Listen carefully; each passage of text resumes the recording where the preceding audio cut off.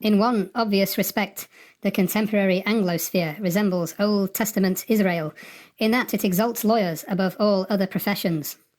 This legalistic fixation explains why so many politicians and other top decision-makers were trained as lawyers, seldom scientists or economists.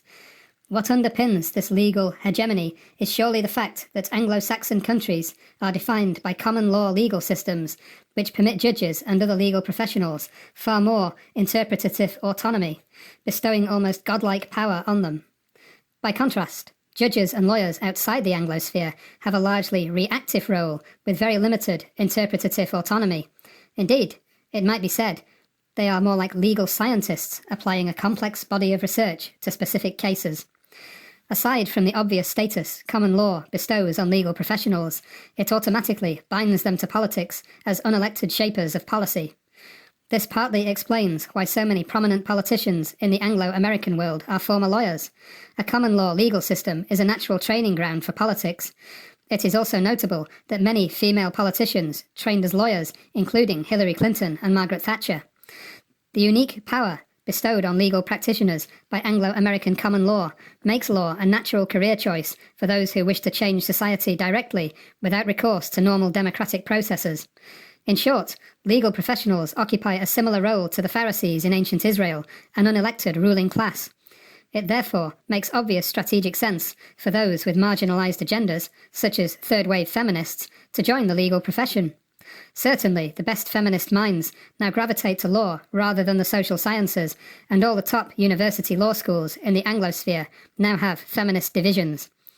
Like the ancient Pharisees, modern feminist legalists also exploit the fact that law is seen as an arcane and impenetrable body of knowledge that most people cannot understand.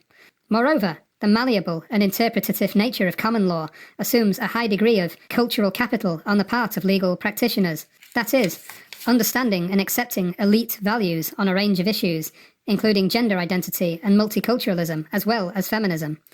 This has produced an autocratic legal elite in the Anglosphere nations, one which is incredibly difficult for lay people, or even their elected representatives, to question or challenge. The result is a misandrist legal system which does not reflect practical wisdom or the popular will, but rather the idiomatic values of an upper-middle class, privately tutored, college-educated, WASP elite with undue attachment to secular puritanism in all its forms. Little wonder, then, that the jails in English-speaking countries are filled with non-whites, males, and the urban poor. Even less wonder that the legal system exhibits an arcane, some would say insane, obsession with Me Too fantasies, glass ceilings, and transsexual washrooms.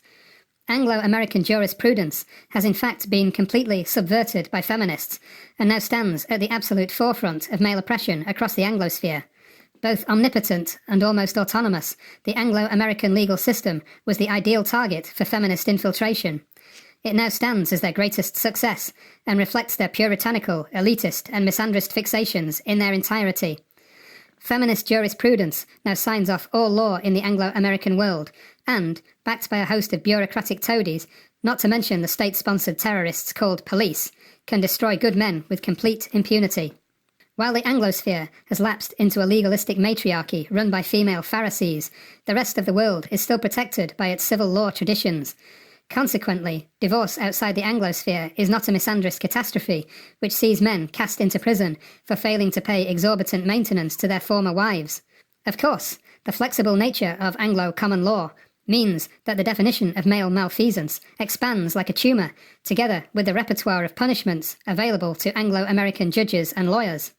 The palmy, avaricious nature of Anglo jurisprudence also fuels this legalistic expansionism, since more divorces means more money for greedy divorce lawyers. This is also true of unreasonable settlements and the inevitable payment defaults associated with them. In the last analysis, it pays Anglo jurisprudence to expand the grounds for divorce, separate solvent fathers from their children, and hand over parenting to spendthrift former wives. With typical Anglo avarice and short-sightedness, they fail to see that middle-class, solvent families are finite in number, and that every divorce, however profitable in the short term, reduces future profits for the divorce industry.